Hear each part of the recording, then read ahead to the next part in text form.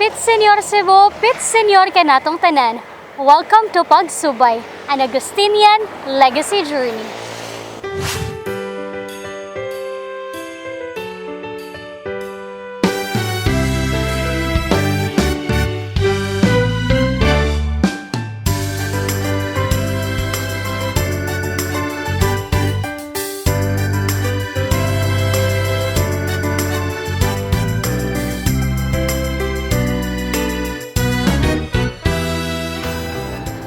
Today we're here in a city famous for its ABC, ampao, bocarillo, and chicharon.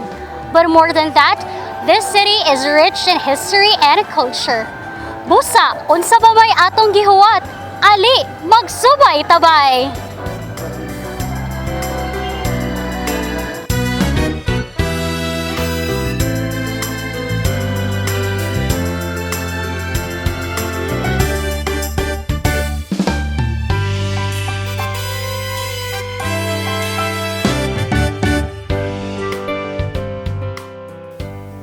40 kilometers from Cebu City is the city of Carcar, which became a city in 2007. Before the Spaniards arrived, it was called Shalo or Sharo, then Muwag or Kabkab when its center was moved to its present location. Muwag or Kabkab refers to the hardy parasitic fern tree which is abundant in the area. The kaban-kaban, the fern, still grows today on tree branches of old acacia trees lining the highway in Barangay Perelos. This town was founded by the Augustinians on May 23, 1559. From the year 1620, the Libro de Gobierno ceased using the name Sharo. Instead, Kabkar and Carcar were used alternatively. According to oral tradition, Reverend Father Narciso Manioso, a Spanish priest, changed the name to Carcar after his hometown in Spain with the permission of the people. He renamed the town of Carcar to honor and perpetuate his hometown in Spain.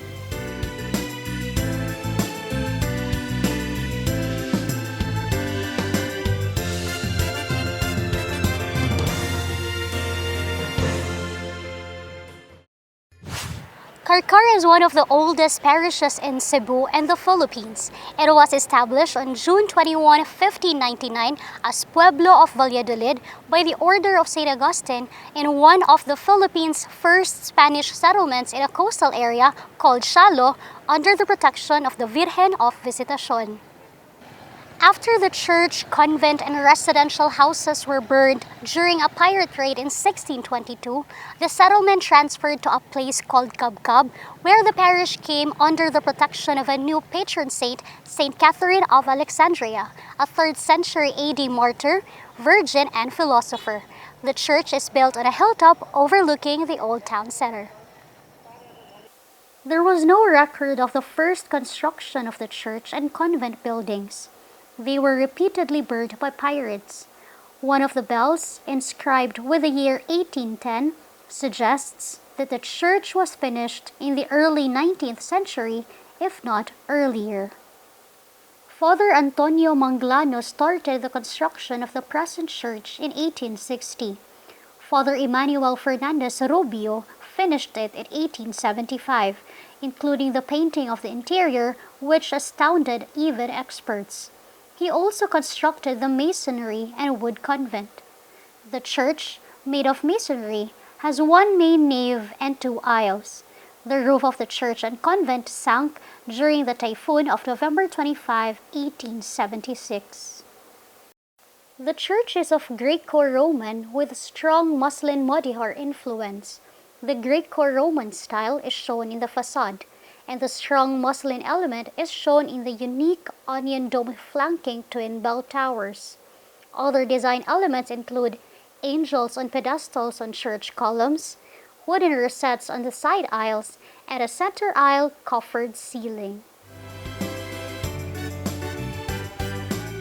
The main entrance is a double arch design, inviting attention to the massive rectangular facade. We can also see a blind rose window below the upper recessed arch and the carved Augustinian symbol above it. The simplicity of design of the facade is counterfoiled by the complex pattern of the upper story of the Muslim-like bell tower and the Baroque pediment.